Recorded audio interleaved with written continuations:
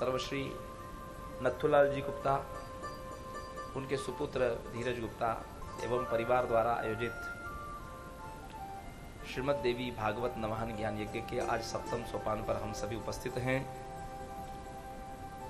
सज्जनों, माताओं, कल के सत्र में हमने राजा सूरत समाधि वैश्य के द्वारा भगवती की स्वारोचिष मनवंतर में आराधना और वर प्राप्ति, वृत्रासुर के चरित्र को सुना हमने, राजा निमि के चरित्र को सुना, नारद जी द्वारा भगवती के भगवान विष्णु से वैष्णवी माया का दर्शन, माया की तन्मात्रा का दर्शन, यहां तक कल हमने कथानक सुने। ये इतनी कथा जो आपने सुनी ये 6ठे स्कंद तक है। आइए मैं आपको 7वें स्कंद में लेकर के चलता हूं। देवी भागवत में 5 लक्षण हैं। यद्यपि जितने भी पुराण है, श्रीमद् भागवत को छोड़ करके अन्य जितने भी पुराण है उन सब में 5 लक्षण होते हैं। सर्ग, विसर्ग, मनवंतर कथा, वंशानुचरित और वंशावली, ये 5 लक्षण प्रत्येक पुराण के होते हैं। इसलिए जितने भी पुराण है उसमें आपको ये कथा अवश्य मिलेगी कि सृष्टि की उत्पत्ति कैसे हुई, ये पंचमहाभूत की उत्पत्ति कैसे हुई, जो आपने परसों कथा में श्रवण किया था। इसके उपरांत आप ये जरूर सुनेंगे कि ये 14 मनवंतर में उन मनुओं ने किसने भगवती की उपासना की या शिव की उपासना की या भगवान विष्णु की उपासना की, इस कथा को आप अवश्य सुनेंगे प्रत्येक पुराण में। उसी प्रकार वंशानुचरित में आप सूर्यवंश और चंद्रवंश की कथा को जरूर सुनेंगे पूरे 18 पुराणों में। और वंशावली के अंतर्गत आप सूर्यवंश चंद्रवंश में उत्पन्न श्रेष्ठ राजाओं की कथाओं को जरूर सुनेंगे। तो सज्जनों, माताओं, सूर्यवंश का आपको वर्णन 7वें स्कंद में किया जा रहा है। भगवान नारायण के नाभि में से कमल पर ब्रह्मा जी की उत्पत्ति हुई। ब्रह्मा जी के 14 मानस पुत्र हैं, जिसमें 4 सनत कुमार हैं, अत्रि है, मरीचि है, भृगु है, दक्ष है, नारद है, वशिष्ठ है, पुलह है, पुलस्त्य है, अंगिरा है और क्रतु है। ये 14 मानस पुत्र हैं और एक रुद्र। तो इसमें जो मरीचि है, इनकी उत्पत्ति ब्रह्मा जी के मन से हुई। मन से मरीचि की उत्पत्ति हुई है। जैसे गोद से नारद जी की उत्पत्ति हुई है, अंगूठे से दक्ष की उत्पत्ति हुई है, ठीक उसी प्रकार मन से मरीचि की उत्पत्ति हुई है। मरीचि के कला नाम की पत्नी से कश्यप और पूर्णिमा, ये 2 हुए, और एक श्री नाम की कन्या हुई, जिनको हम लक्ष्मी जी कहते हैं। कश्यप जी की 13 पत्नियां हैं। अदिति, दिति, दनु, काष्ठा, अरिष्टा, सुरसा, इला, मुनि, क्रोधवशा, ताम्रा, सुरभि, सरमा, तिमि, और कदाचित हमने इसका भी वर्णन कर दिया है। तो इसमें जो अदिति है उसके पुत्र आदित्य माने जाते हैं, 12 आदित्य। और ये जो 12 आदित्य हैं, जैसे आप सुबह जो सूर्योदय होता है, भगवान परब्रह्म सूर्य नारायण का आप जो दर्शन करते हैं, इनके अलावा और 12 सूर्य हैं। ये तो सनातन सूर्य है। इनके अलावा 12 और आदित्य हैं जो हर महीने के स्वामी होते हैं। प्रत्येक महीने का स्वामी एक सूर्य होता है। उनके नाम है विवस्वान, अर्यमा, पूषा, त्वष्टा, सविता, भग, धाता, विधाता, मरुत, शक्र, उरुक्रम। ये 12 आदित्य हैं। तो इसमें जो भगवान विवस्वान है, इन विवस्वान के पुत्र का नाम है श्राद्धदेव, जिनकी कथा आपने पहले दिन सुनी, जिनका नाम है वैवस्वत मनु। जो इस मनवंतर जो अभी चल रहा है, जिस मनवंतर में आप सबका हमारा जन्म हुआ है, इस मनवंतर के अधिपति विवस्वान भगवान सूर्य के पुत्र वैवस्वत मनु है। इनको श्राद्धदेव भी कहते हैं। इन वैवस्वत मनु के 10 पुत्र हुए श्रद्धा देवी से। इक्ष्वाकु, नृग, शर्याति, धिष्ट, करुष, पृखद्र, नरिशंत, प्रांशु, नभग। तो इसमें सबसे पहले आइए मैं आपको शर्याति का वंश सुनाता हूं। वैवस्वत मनु के पुत्र शर्याति। इक्ष्वाकु बड़े हैं, तीसरे नंबर के हैं शर्याति। महाराज शर्याति का एक पुत्र है, उसका नाम है आनर्त, और कन्या जो है उनका नाम है सुकन्या। सुकन्या अभी बालिका है सज्जनों, माताओं, किशोरी है, और अपनी सखियों के साथ वन में गई। वन में जाकर के उसने पुष्पों का चयन कर रही थी। छोटे बच्चों में बड़ी जिज्ञासा होती है, और प्रायः बच्चों का एक स्वभाव और होता है कि जिस चीज के लिए उनको मना किया जाए वो काम अवश्य करते हैं। वो यदि कह दिया जाए कि वहां नहीं जाना तो वो जरूर जाकर के देखेंगे कि यहां जाने से क्या होता है। और जिज्ञासा से अब देखिए, सुकन्या ने देखा कि एक वल्मीक बना हुआ है।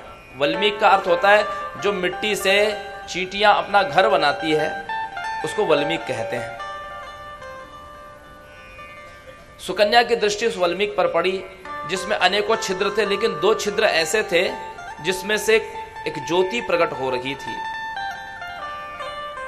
सुकन्या उसके पास गई और उसने एक लकड़ी ले लिया, कांटा, और उन छिद्रों में चुभो दिया।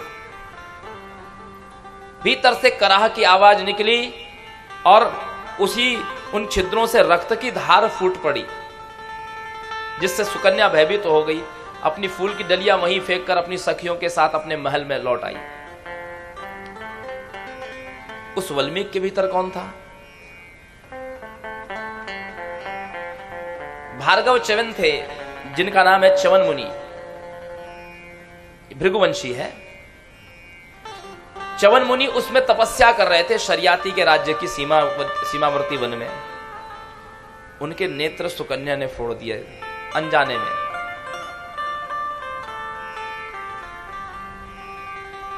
सुंदरकांड में आपने पढ़ा, शिव जी कहते हैं कि साधु अवज्ञा तुरत भवानी, कर कल्याण अखिल के हानि।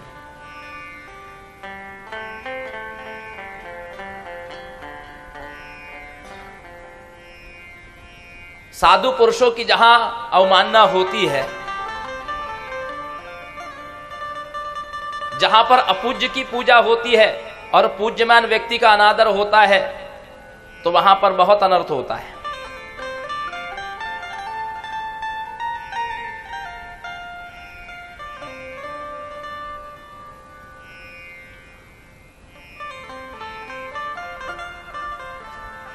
च्यवन मुनि भगवती की आराधना कर रहे थे। जिस प्रकार ध्रुव जी ने भगवान श्रीहरि को अपने हृदयंगम कर लिया, सगुण रूप की उपासना की थी ध्रुव जी ने। नारद जी ने उनको सगुण भगवान का स्वरूप का वर्णन किया था, 12 अक्षर मंत्र दिया था। तो भगवान के सगुण रूप को उन्होंने अपने हृदय में स्थित कर लिया ध्रुव जी ने। और ध्रुव जी ने जो 6 महीने का अनुष्ठान किया, तपस्या की, उसमें त्रिरात्रांते कपित्त बादराशनः, 3 दिन पर एक बार वो कपित और बद्री फल खाते थे। दूसरा महीना 6 दिन में एक बार जल पीते थे। तीसरे महीने में 9 दिन में एक बार सूखे पत्ते खाते थे। चौथे महीने में 12 दिन में एक बार केवल श्वास लेते थे, केवल एक बार 12 दिन में श्वास लेते थे। अब 5वां महीना आते आते उन्होंने श्वास लेना भी बंद कर दिया। चूंकि भगवान कहते हैं सर्व वेदमयो विप्रः सर्व देवमयो अहम। ब्राह्मण का जो शरीर होता है वो वेदमय होता है, और भगवान का शरीर कैसा है? भगवान का शरीर है देवमय। भगवान के शरीर में समस्त देवता है। भगवान का विग्रह देवमय है। तो सज्जनों, माताओं, भगवान जब सगुण रूप से ध्रुव जी के भीतर थे, तो उस समय जब ध्रुव जी ने श्वास लेना बंद कर दिया तो भगवान का भी श्वास अवरुद्ध हो गया। और जब भगवान ने श्वास लेना बंद कर दिया तो देवताओं का भी प्राण अवरुद्ध हो गया। आइए, अभिनंदन। देवताओं का भी प्राण अवरुद्ध हो गया। ठीक उसी प्रकार च्यवन मुनि भगवती की आराधना कर रहे थे और उनको कष्ट हुआ। उनको कष्ट होने से भगवती को कष्ट हुआ। इसीलिए शरियाती के राज्य में जितने भी प्राणी थे, जितने भी प्रजाजन थे, सबका स्वास्थ्य खराब हो गया। मलमूत्र का वेग सबका स्तंभ हो गया।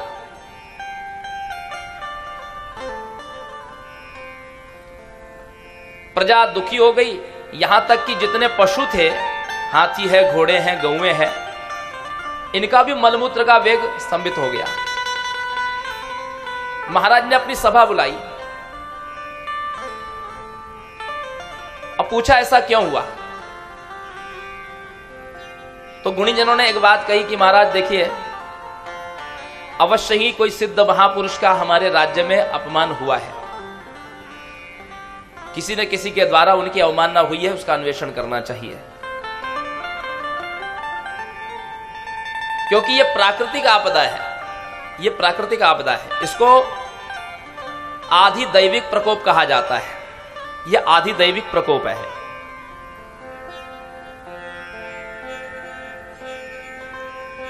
अच्छा, एक बात बताइए, अपराध सुकन्या ने किया है तो उसका अपराध पूरी प्रजा को, पूरे राज्य वालों को क्यों मिल रहा है? प्रश्न है ये कि सुकन्या ने अपराध किया तो कष्ट पूरी प्रजा को क्यों हो रहा है? सज्जनों माताओं, पूर्व काल में मांडव्य ऋषि को एक राजा ने चोरी के आरोप में, वो तपस्यारत थे, राजा के राज्य में चोरी हुई और चोरों ने वो माल उनके पास में छोड़ दिया। राजा ने मांडव्य ऋषि को ही चोर समझ करके उनको दंड दिया, शूली पर चढ़ा दिया। बहुत काल तक शूली पर मांडव्य ऋषि उसी प्रकार समाधिस्थ रहे। शांडली नाम की एक पतिव्रता नारी अपने पति को वेश्या के पास ले जा रही थी। उसके अंधेरे में ले जा रही थी, उसका धक्का लगा और मांडव्य ऋषि की समाधि भंग हो गई। दंड कैसा था? शूल अधो मार्ग से ऊपर तक ऐसे शूली पर चढ़ाया गया था मांडव्य ऋषि को। तो मांडव्य ऋषि की जैसी समाधि भंग हुई, उनको असह्य पीड़ा होने लगी।